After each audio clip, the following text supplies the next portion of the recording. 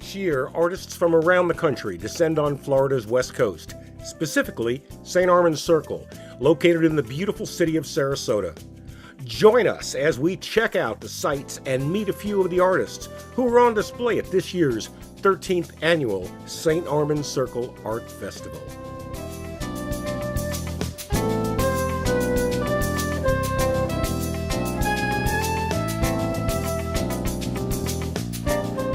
Well, here we are on a beautiful Sunday. Well, the weather could be a little nicer, but it's not raining. It's not super cold, so it is a beautiful Sunday morning at the 13th annual St. Armands Festival. This is an art festival they do every year, obviously, for the past 13 years. And we're going to walk around. We got some good friends here with us. And let's see, this art looks pretty incredible. I'm sure I can't afford any of it. And anyway, I forgot my checkbook, oh darn. But let's walk around and see some awesome art in Sarasota, Florida. Let's go, guys.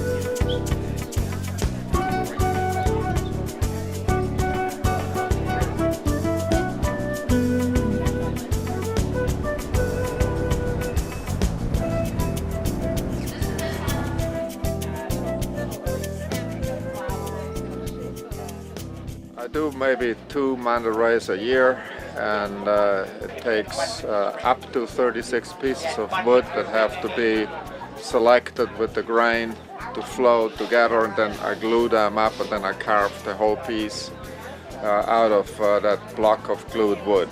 So the process all strung together will take about a month. And I use up to 20 coats of lacquer, generally about 12.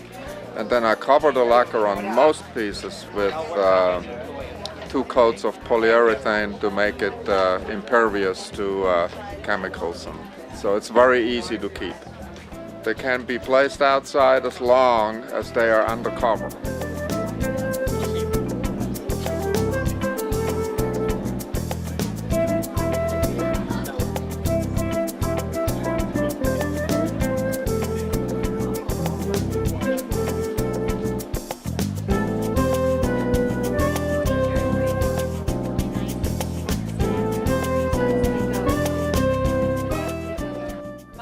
Linda Heath, and I'm a local Bradenton Gyataku artist. And Gyataku is the Japanese art of rubbing a fish. And this artwork dates back in Japan in the early 1800s, and it was actually an ancient tool for the fishermen to record their catch and get paid by the fishmongers. I mean, think of it, 500 years ago they didn't have smartphones with cameras and Yeti coolers, but they had rice paper and sumi ink. So this is how the fishermen would use it as a tool to record the catch. And I go out and catch my fish and use about a 20-step process to ink the fish and on rice paper. The dead fish.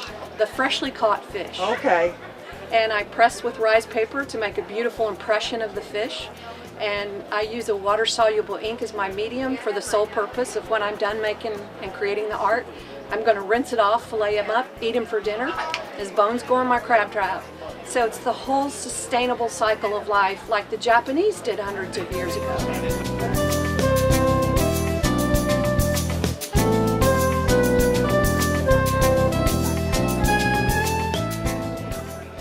I was in the military, and this was my therapy as far as every time I came home from orders.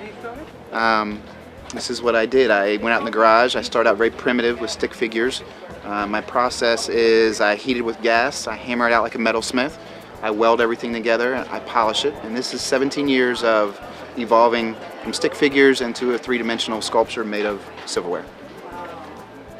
Where do you get your silverware? Do you go to garage sales? I will go home this weekend and there'll be probably 30 or 40 little Ziploc bags and boxes. People all over the country, they send me pieces. People that yard sale in about 4 different cities around me. They all swing by and drop it on my doorstep, and my mailbox will be full of grandma's old spoons and forks. And I have a 2-year waiting list of people that are saying, I'd like to pass my old box of spoons down to my kids, but they could care less about spoons or forks. But for me to create something like I was a dancer and I want to pass that down to my children as a memory, then it creates more of a family heirloom because it was made out of grandmother's and mother's silverware. Now it's passed down to the daughters, and then they can add to it if they want and pass it down to their children, or they can. So you do a lot of custom work. I do. Most of it's commissions, yes. It is commissions. Oh, how nice. What a nice legacy. Very nice.